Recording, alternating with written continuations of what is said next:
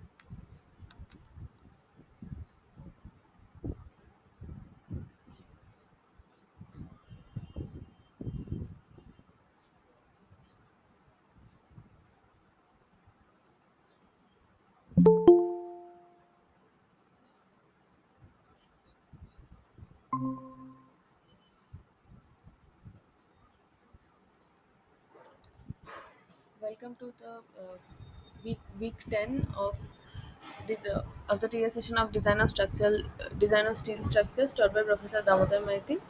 I am Trisha Chakraborty, one of the course teaching assistants. I am a PhD student at the Indian Institute of Science, Bangalore. I'm sorry this session was postponed from Tuesday. So this is week 10. This class was supposed to be conducted last Tuesday, 30th of September. I'll start with a brief recap. There are two broad branches of structural engineering: analysis and design. Analysis is the forward problem. Here we are given the structural dimensions, boundary conditions, applied loads, and we have to find the response induced in the structures, like the forces, or the stresses, the deflections, or the strain. So this is we have already studied how to draw bending moment diagram, shear force diagram. That is a part of analysis. So in those we were given the beam, the cross section, and then we were given the loading pattern, the boundary conditions, and everything, and we had to find out the distribution of, like the distribution or the variation of bending moment or shear force or torsional moment along the length of the beam. So that is analysis. So from once we have the bending stress, we can also, given the cross section area, we can also find the bending force or the shear shear force, sorry, we have the bending moment and shear force. From that, using the cross section area, we can get the stresses. So that is one type of response, force and stress. And there is another type of response called deflection and strain. For that also we have studied some methods like the unit load method or the moment area theorems to find the deflection profile along the beam. All these are part of analysis. And design is the inverse problem. Though these are not really reverse of each other, they go hand in hand. In design, we are given the loads to be withstood by the structure, and there will be some criteria on maximum deflection, etc. And these loads to be withstood by the structure, we will be given some broad loads like the loads on the overall structure, like wind load, earthquake load, dead load, live load. From that, we will carry out an analysis and we will see what is the load on each of the structural elements. Now, in design, these structural elements and their connectivity, their materials, all of these we have to propose. We have to propose one, then we will carry out structural analysis using by hand or by using most of these days in practical softwares like ETABS or STAD. And then we'll see that if the capacity of those structural element in each of those exceed the uh, stress or the demand in those. That so the limit state is basically that the factored capacity should be greater than the factored design. Then we can let the design go ahead, and we also have to carry out some deflection checks about the serviceability limit states, and then we can allow the design to go ahead. Otherwise, we have to redesign. So we the members which are failing, we will increase their cross section or make them of a stronger material and see if it is passing. So design is an iterative process where we have to arrive at the optimum size of the structural elements. We cannot just give very large cross sections and very strong materials, because which far exceeds the demand, because then the design will be uneconomical. So we have to we have to get an optimum design. So we have to find the design which satisfies the demands but does not over exceed it a lot, so that there's always a balance between the safety and the economy. Steel versus concrete. Concrete is the most versatile material for construction. We know that because concrete is, firstly, it's very cheap, and it is very easy to cast concrete. So it is freshly mixed at the site and then it is poured into the formwork to get the and build the entire structure, and it is done. It doesn't really require any skilled labor, so unskilled labor can do it. So it is very versatile. But steel also has some advantages. Steel is much stronger than the conventional concrete. Conventional concrete means RCC concrete, not any special fiber reinforced concrete or anything like that. So it is much stronger than conventional concrete in both tension and compression. In tension, concrete virtually has no strength. So in tension, of course, steel is much stronger, but in compression also, it is stronger. Steel also has a high strength to weight ratio because steel is generally a lightweight structure, and to generate the same amount of strength, we need a much lesser quantity of steel because it is stronger, right? So the strength to weight ratio is very high, and this is important because the dead load is the self weight of the structure. So the less the weight is, the more to our advantage it is. And steel is also ductile compared to concrete. So this means that ductility mathematically or like graphically, it means that the area covered under the stress strain curve, the more that is, the more ductile the material is, like when we are comparing two materials quantitatively. And qualitatively, ductility is the property of a material that to deform a lot, like to allow substantial deformation before it actually collapses. So that is a very useful and very important property in design, because if a structure is about to collapse, if a material is about to fracture, if it deforms rapidly, and if it deforms a lot before it fails, then we can see it. We see that we get a lot of warning time for evacuation or for repair.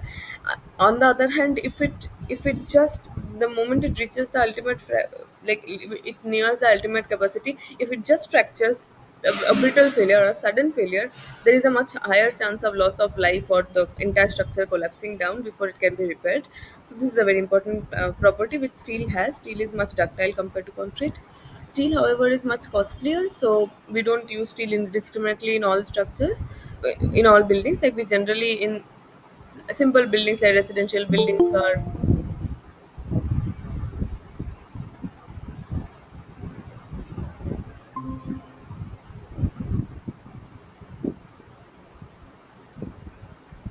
in simple buildings like residential buildings and commercial buildings, institutional buildings, we generally use RCC. Steel is used in more specialized structures like very tall towers or very long span bridges and so on.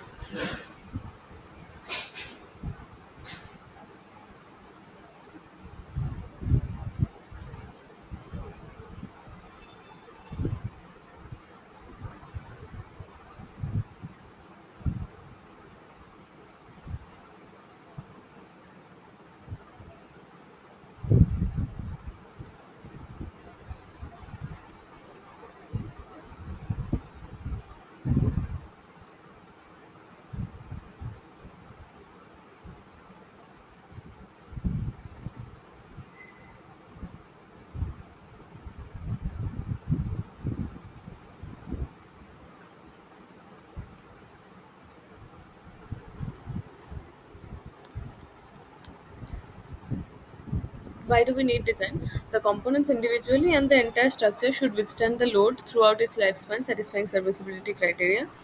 To properly design a structure, we have to ensure it is economical to construct without compromising safety, which I said earlier, that we cannot make a structure infinitely safe, then it will become extremely expensive and it will not be practical.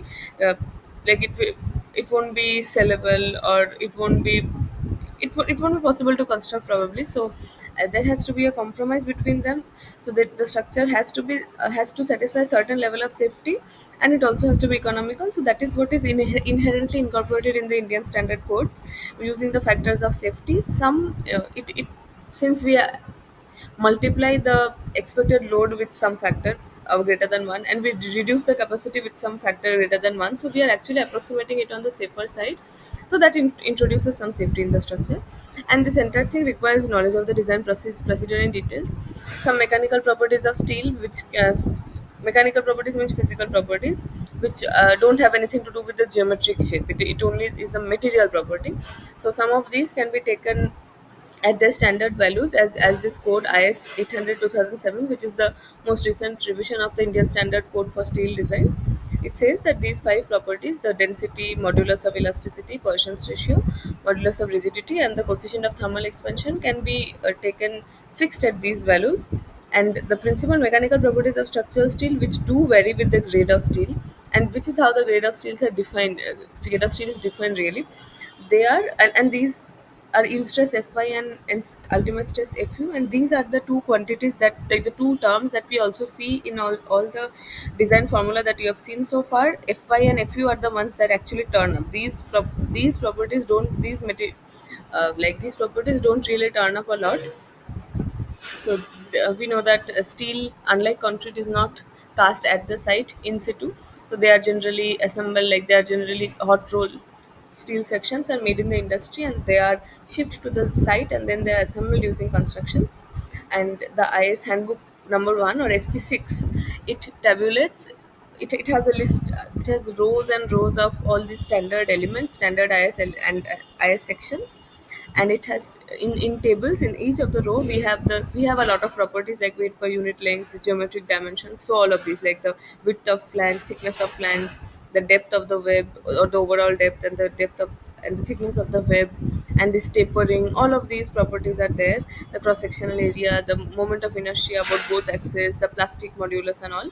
And there are some other dimensions as well, for like the center of gravity, cxx, cyy. All of these you will see, and each row is dedicated to one section. It has some kind of name, like for example, for the I sections we have names like ISMB 200, 250, ISJB.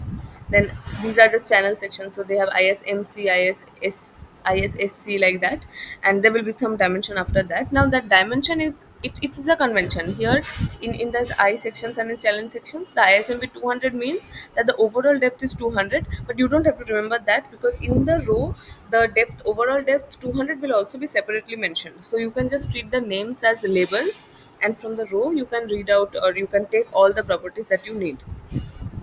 These are some other, like this is an angle section, T section, these are hollow sections and solid sections. Now there is elasticity curve of steel, or the stress strain curve is obtained by carrying out a tensile test on a cylindrical specimen. The applied load is ramped up in certain discrete steps, and the strain is measured using, and the strain or the deflection is measured using some device like a strain gauge. And so from that we have the once we have this force, we divide it by this cross sectional area. So actually when it elongates, the cross section also changes somewhat, but you can just assume that this is the cross section that we are taking. So by P by A, we will get the stress at each P, like at each increment, and we have the strain, we are measuring the strain at each increment. So from that, we draw the stress strain diagram. It comes out to be something like this. This is a typical diagram for different grades of steel and for different tests, because experiments are not always perfectly reproducible. So there will be some variation, but this is the general shape, the general nature, and these are the specific points, the important points. This is the elastic zone, and this is the plastic zone, and this is the fracture point. So A is the limit of proportionality, the point where the linear nature of the stress strain graph ceases. B is the elastic limit, the limiting point for the condition that the material behaves elastically. That means that if the load is removed, the entire deflection will vanish, it will regain its original configuration. But from A to B, Hooke's law does not apply, so that is a nonlinear part. For most practical purposes, it can be assumed that limit of proportionality and elastic limits are the same. Beyond elastic limit, there will be some permanent deformation or permanent set when the load is removed. C and D are very close by as well. They are the upper and lower yield points. You can just call it the yield point after which the strain increases without correspondingly high increase in load or stress. So there is a sharp decrease in the slope of the graph. You can see here that here the slope was very steep, then it suddenly becomes much flatter, and this C or D is what our Fy property, the yield stress, corresponds to, and E is where the ultimate stress, or Fu.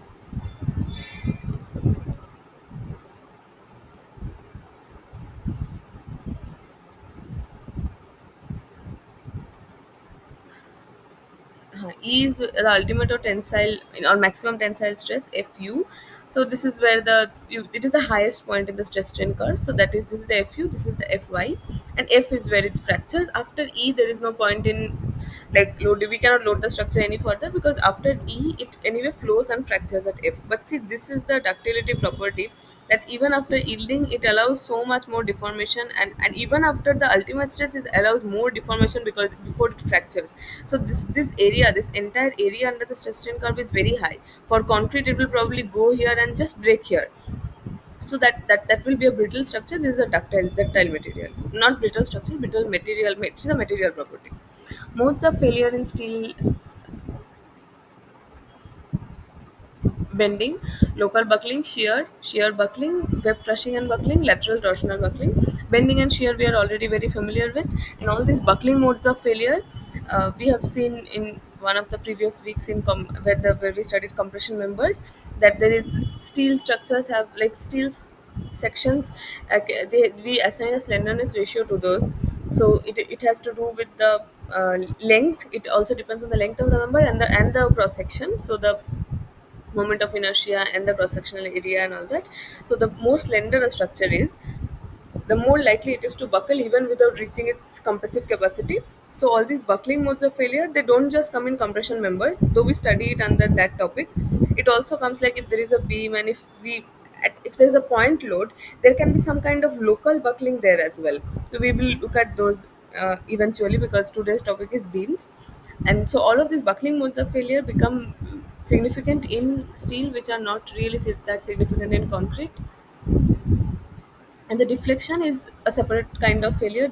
All of these modes of failure correspond to one limit state, but the deflection mode of failure correspond to a serviceability limit state. It does not actually have to do with ultimate failure or collapse, but it is a serviceability criteria. Some design There are two design philosophies: working stress method and limit state method. And the current codes are all following limit state methods all across the world and also in India, where the basic philosophy of the concept is that the design action should be less than the design strength. Action is the applied load and strength is the capacity of the section, which depends on the cross section and the material, and also what purpose we are using it for. So each mode of failure has one corresponding limit state of this kind, that the capacity should be greater than the demand. And when this limit state is, if it is satisfied, we can accept the design. Otherwise we have to reiterate, we have to go back, redesign. So we have to change the cross section, or we might have to use a different section, a larger, a stronger section, or a different material, and then go ahead. And then again we have to, like, our we ultimately, for each of the limit states, we have to tick off this the strength has to be greater than the design, strength has to be greater than the action, then we can say that the design is safe and we can accept it. Connections, they are an integral part of any steel structure that have a major role in overall integrity. Standard paths are properly connected to create the steel structures. Connections make up a large amount of the cost of structural steel, so connection design should be given top priority for both safety and structural economy. There are two types of connections mainly used in the IS codes to these days: bolts and welds.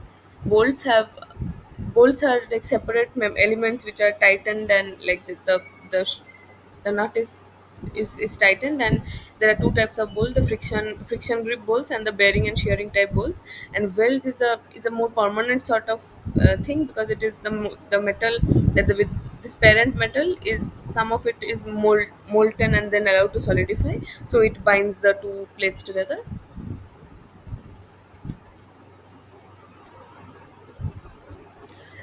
Steel beams. Okay, so today's topic is steel beams. So we these beams look like whenever we imagine a building, we can just see the surround you. You will see that there will be the vertical elements are the columns, the horizontal elements at the edges of the rooms are beams, and they hold up the slabs and the columns. So basically, the load transfer mechanism is the furniture or the people or everything, that load goes on the slab first, the slab transfers it to the beams transfers the load to the columns, and that transfers to the foundation. The foundation is below the soil, and from the foundation the load is dissipated into the soil. That is a load transfer mechanism. So here, these are just like in concrete buildings we have beams, in steel buildings also we have beams. So these are, you can see that in concrete beams they are generally rectangular sections. Here you can see it is, these are I sections or channel sections. Like, it's not exactly clear whether it's an I or a C, but it has these two are the flanges and this is the web. This is probably an angle section. Beam design: beams must be adequately proportioned for strength in bending, taking into consideration local and lateral instability of the compression flange. Instability, buckling is an instability criteria. It is not actually a fracture criteria. So we have to consider that, especially if for the case of point loading. Necessary shear strength and bearing resistance of beam section. Sufficient stiffness, keeping in view that deflections and deformations are within limits specified under service load conditions. And economy, by paying attention to the grade of steel to yield. Beam design, we have to achieve optimum, the proper, like the ultimate aim of any kind of design is achieving the optimum optimum capacity. So beams, even in concrete beams we have seen that the most important, the governing limit set is generally the bending moment. The shear force is not generally that important in beams.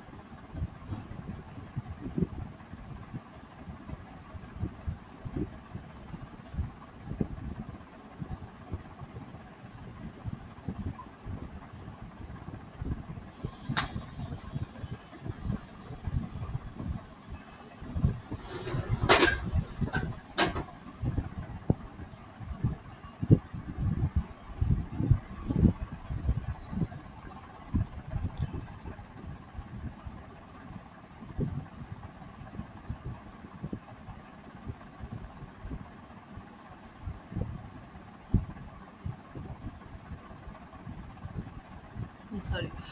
Uh, the aim of beam design is to achieve the optimum bending resistance by these are the these are what some of the things that we have to ensure, or we will aim for. Beam material must be displaced off from the neutral axis as far as possible to have large amount of moment of inertia of beam section, because we know that moment of inertia is a property of how the material is arranged around the center of gravity. So, and it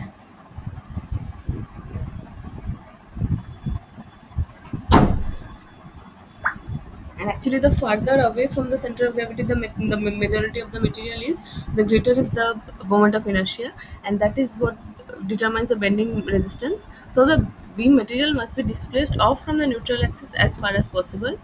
Web area must be sufficient enough to have adequate shear resistance. So this is one thing that is the way the so just imagine an eye section. It has the two flanges and one web like this.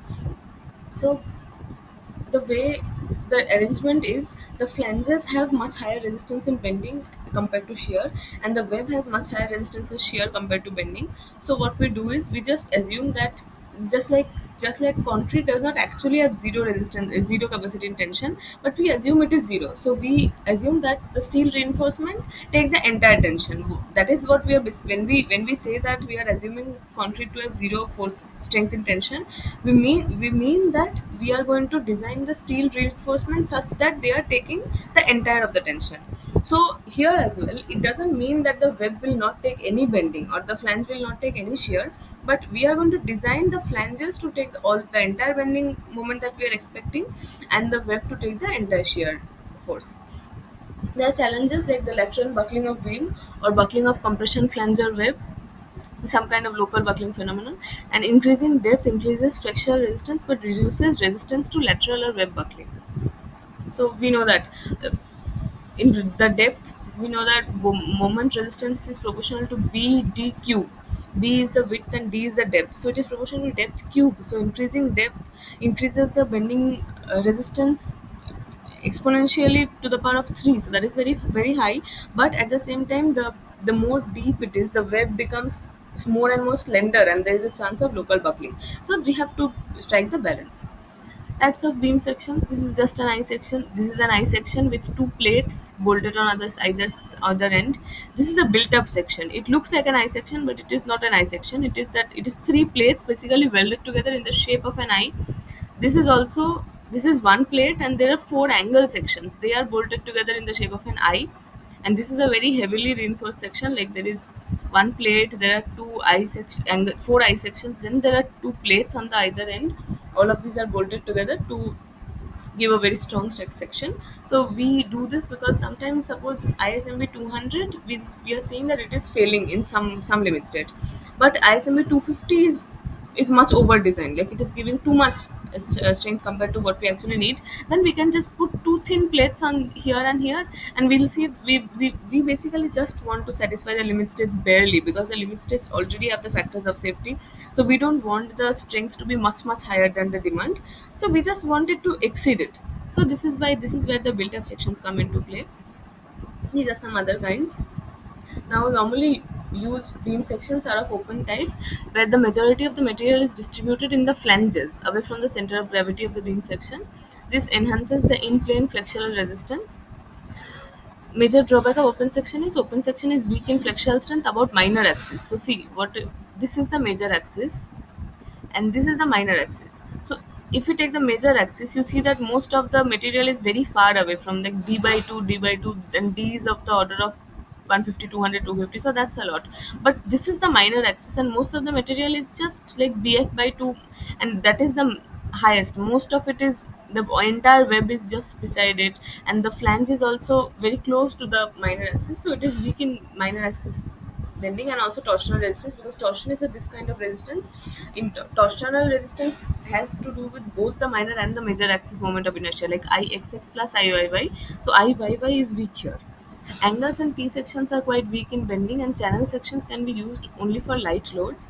Rolled I sections are generally adapted as beam section.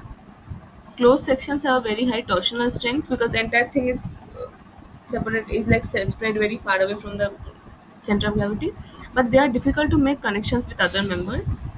So these are some the theoretical properties which you will, some theoretical consideration which you might need when you are actually designing for the industry. But mostly for this course, in the way questions will be asked, you will be given the sections. Mostly you will be given the section and you will be asked that what is the shear capacity or the bending moment capacity of this section. So you don't have to go into details of all this. Plastic moment carrying capacity of a section. This diagram you would already have seen. This is when the entire section is in elastic regime, it has a linear distribution. So this is a bending, this is a simply supported beam with vertical downward loading, so it is under sagging moment. So that means that it is like this. So the top fibers are under compression and the bottom fibers are under tension. So this part is tension, this part is compression, and it is a linear profile, the stress profile. Then it reaches the ultimate. Then once it has yielded, what happens is it starts flattening out like this. So, and when the material is completely plastic, it is, this is Fi and this is Fi, and it is a rectangular profile, it is no longer linear. With this we have already seen in concrete as well, so I'm not going into much details, but this is the formula for static equilibrium. ACFI is ATFI. So we know that the neutral axis is always positioned such that it divides the entire cross section into two equal area halves.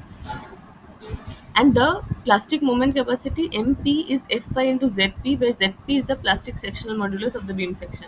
And we know that the plastic section modulus is available in the, you would have seen in the SP6.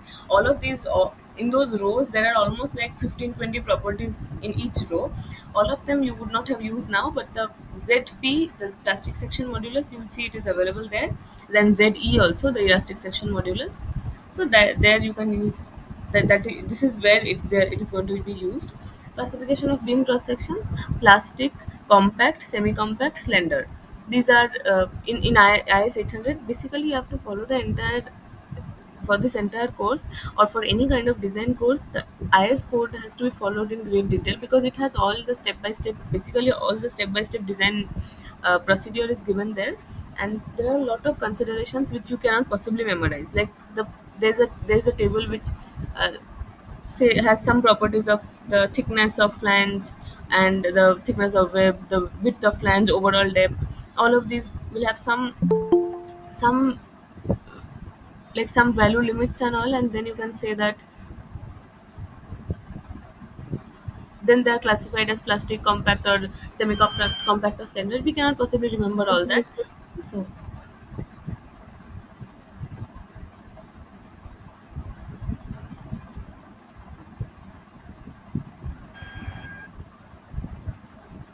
different elements of a cross section: internal elements, those attached along both the edges to longitudinal stiffeners, connected at adequate intervals to transverse stiffeners or other elements; and outside elements or outstands, those attached only to one of the longitudinal edges. So these are the internal elements are the web of I section, web and flange of box section, and the outside elements are the flange overhang of T section, the legs of angle section. This is basically the outstanding elements we have already. You can imagine that, and the web of T section. Tapered elements, flat elements with average thickness as given by SP61. Again, it is some criteria you have to consult the code for. Lateral stability of beams. When a beam is loaded, one of the flanges of the beam comes in compression and the other in tension. For simply supported beam under vertical gravity loading, the top part will be under compression and the bottom flange will be under tension. For economy in beam design, IZ is made considerably larger than IY, because IZ is the major axis, the Z axis is the major axis, Y is the minor axis. So we are assuming that it is bending in this plane. We are not assuming it is bending in that plane as well, because that is how in practical structures it generally doesn't bend. Like, just imagine a building, you are seeing the beams, they are under this bending, right? So that is what the IZ is taking. This bending is not really that not relevant here, because the the vertical, like, under gravity loading, IZ bending is important. Under transverse loading, IY bending will be important, but the transverse load, like the wind load and earthquake load, we do not expect the beams to take that. We design the columns to take all of that load, so we don't have to be concerned about that for the beam sections. So beam sections are quite weak in bending in the plane normal to the web, and thus compression flange of the beam is liable to buckle in the direction in which it is free to move. So there are two types of beam, like when we are designing, we have to see whether it is laterally restrained or not, because that depends. If it is laterally restrained, there will not be compression of the web. Otherwise, if this plane is completely free, then there is a high chance of compression of web. Laterally restrained beam. A beam can fail by reaching the plastic moment MP if it can remain stable up to the fully plastic condition. But for laterally unrestrained beam, the failure occurs by lateral torsional buckling. The whole beam may buckle laterally between the supports. So this is lateral torsional buckling. Like it happens due to the compression flange buckles, and then the entire beam sort of twists in this plane. So what happens is that the plastic moment, the entire beam has not reached the plastic regime yet, but the instability condition is reached, so we have to say that the beam has failed. This is similar to in compression members. Even if the compressive strength is not reached, we know that if it buckles, it becomes unstable, and we have to say that is the capacity. We cannot actually load it up to the compressive stress. That is what happens. So the laterally restrained beam and laterally unrestrained beams have different criteria for design. A laterally unrestrained beam will fail by yielding if beam is short, elastic buckling if beam is long, inelastic lateral buckling if beam is of intermediate length. So we have this long, short, and intermediate. These terms you have already studied in compression members. Laterally restrained beams. Beams of plastic or compact shapes with lateral support throughout have nominal flexural strength equal to plastic moment capacity of the beam section. For a beam adequately supported for lateral torsional buckling, so this is a restrained beam. So we will say it is adequately supported against lateral torsional buckling. The factor design moment at any section due to external loading must be less than or equal to the design flexural strength MD of the section. Here the assumption is made that the web of the beam is stocky, where D is the depth of the beam and TW is thickness of the web. In beams with plastic, compact and semi-compact flanges and slender web, the web is prone to shear buckling before yielding. When there is no shear buckling, the nominal shear resistance equals the plastic shear strength of the beam section. So this is kind of a flow chart, like the way it first we get a section, we see is it laterally restrained or laterally unrestrained. If it is restrained, we'll see if for both of these, if it is plastic, compact, semi-compact, that kind of categorization we will do. For the flanges, then we'll see if the web is slender, like this stocky or slender, this categorization we will do. So all of these will lead to some certain flow of some steps. So that is why beams, I expect that these kind of questions will not be asked too much in the exam, because you won't be, if you don't have access to the entire IS 800 code, entire chapter of beams, it is very difficult to design beams, because there are so many criteria, so many, yes, if this happens you have to follow this, if this happens you have to follow this, and all of these have so many sub steps and all that. And you can understand the most of the things qualitatively, but when you are actually designing, you have to refer to the code. Flexural strength, when d by tw is less than this, so this is stocky. IS 800 takes into account two cases. See, again it is taking into account two cases, like when d first we see whether d by tw is less than this or greater than this, or if it is, then if it is less than this, we take into account two cases again. One with design shear strength less than 0.6 vd, and other with design shear strength more than 0.6 vd, where vd is the design shear force. Then if it is this is a slender kind of member, so it is likely to undergo shear buckling. This aspect is covered. Okay, this we'll see that later on when we study plate girders. Here this assumption is kind of made in beams that it is stocky. The flexural strength, and for stocky uh, webs, the flexural strength of laterally supported beam is computed as, there are two cases, low shear case and the high shear case. So this is a formula where all of these are like this beta is 1 for plastic at compact sections and equal to ZE by ZP per semi compact sections. ZE and ZP we will get from SP6, and this has to, also has some upper bound for simply supported and for cantilever beam. These so, and Fy is the yield strength and gamma m naught is the partial safety factor. These are also given in the code. Then for slender sections, the design flexural strength of this low shear case is given as this, and for high shear case, we'll look into some examples. For plastic and compact sections, there is a reduction. There's some kind of reduction in the capacity. V is the factor to shear force on beam section. VD is design shear strength of beam section. So this beta term is calculated in this manner. And for semi-compact section, this is the flexural strength. A typical beam is subjected to two types of shear: transverse shear and longitudinal shear. Transverse shear failure does not occur in beams because prior to that web crippling will occur. So the web crippling capacity is generally lower than the transverse shear failure capacity, so that will be the governing one. Transverse shear failure might occur in case of short and heavily loaded beam or deep coped beam like this. Bending of beam gives rise to longitudinal shear, making the fibers elongate in the lower side, contracting the fiber in the upper side like this. These fibers tend to slip over each other, and this effect is maximum at the neutral axis. This tendency to slip is being resisted by shear strength of the material. So the longitudinal shear is given as tau equal to VAY by IZT. V is the transverse vertical shear force. By how do we get this shear force? By the shear force diagram. We know that when we have the beam, we will forget all about the cross section. We will just do an basic structure analysis, and we know the boundary conditions, the load. We'll find out the shear profile, and from that we get this V. And AY is the moment of area of cross section about the neutral axis. IZ is moment of inertia of the beam cross section about neutral axis, and the mean or average shear stress is given by, we divide this V by the D into TW. So we are assuming, as I said, we assume the web to take the entire shear force. So depth is the okay. Now also one thing you have to remember is like the web is sure. Okay, so this is an I section.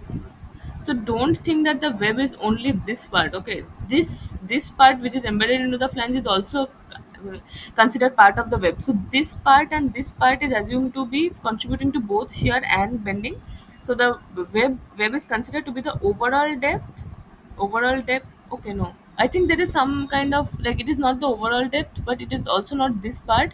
There is this D, small d, which will be available in the SP6. So somewhere around here, so this part and this part correspond, like accounts for both the shear and the bending. So this small d into thickness of web, that is the shear area. So the average shear stress, we divide the tau by this d into tw, and the nominal shear strength, which is arrived at on the basis of von Mises yield condition. You will remember that whenever we look at shear, even for the tension member, when not tension member. Anyway, we have seen that when there is a shear, there is a factor of root 3 in the denominator. This is due to a von Mises yield criterion. TW is Vn by AV. So Vn is AVF YW by root 3, where this is the yield strength of the web. So there arise two cases: nominal shear resistance of the cross section governed by plastic shear resistance, strength of web that is governed by the shear buckling. Then there are some limits on deflection of the beam. There are also so many load cases. These are all the load cases: wind load, live load, crane load, and crane plus wind, and all of these. So these are very specific to the whatever case of problem you are studying. You cannot, as I say, you cannot possibly remember all of these. So it's best just to have the code beside you when you are, and you look at what is the case you are considering, and you look at the criteria corresponding to that. The deflection is calculated by elastic theory by working load conditions. Table 6 of IS 800 2007 gives the maximum permissible deflection limits, and the same are also given here, like all of these. Buckling strength of web. Now, the buckling strength of web is relevant because, as I say, if there is a point load like a very load distributed over a very small area, there is a low force concentration in that part, and there is a chance that the web, just that part of the web buckles. It's not that it is a compression member; it is a beam, but it is just the web which is buckling. So here the length, so the depth of the web here is the length in the slenderness ratio. For what happens in compression member? In compression members, the cross section is the entire I section, and the length is the entire length of the compression member. But here the member is lying like this, and at one point we are seeing a local buckling. So for that, the thickness of the web itself is the length that we have to consider for the buckling. A certain portion of web acts as a column to transfer the load from beams to the support. Under this compressive force, the web is liable to buckle like this. So this part, just this part is buckling. It's not that the entire member is buckling. The entire member buckling is the lateral torsional buckling, where the entire member undergoes instability. Here only the web is undergoing instability. The load dispersion angle is taken as 45 degree. We generally do that for case of soil also. Role sections are provided with suitable web thickness so that the web buckling is avoided. In case of built-up sections, it is essential to check the buckling possibility of web, and web stiffeners are provided if required. As per IS 800, effective web buckling strength is determined based on the cross-section of the web, which is given with this formula. So these are just, and this radius of gyration, it also has just some fixed formulas which you have to follow. And web crippling is another mode of failure. The web of the beam may cripple due to insufficient bearing capacity. So just this part is it, it is not, again, it is not even a buckling of this entire web part. It is just a instability or a crushing kind of thing happening just near the, in the web flange in the junction. Crippling usually occurs at the root of the section. IS 800 2007 provides an expression for computing crippling of web as well. These are also just formulas that you have to follow. This is the intuition that you are getting, that the way it happens. After that, it is just about following the formula. The load transferred by bearing must not exceed the web crippling strength. This is true for all limit state. The load should not exceed the strength for all. Corresponding to each limit state, we will have one this kind of expression.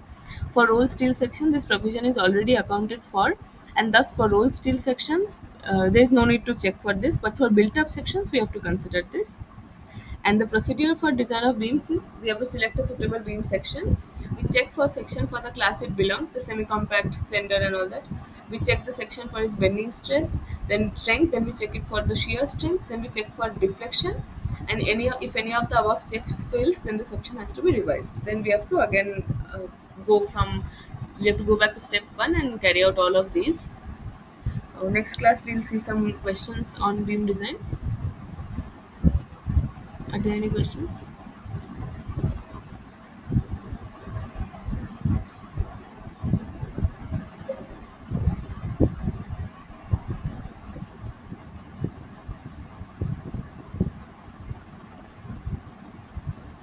Okay, then I'll end the class. We'll meet again next Tuesday. Thank you for your time.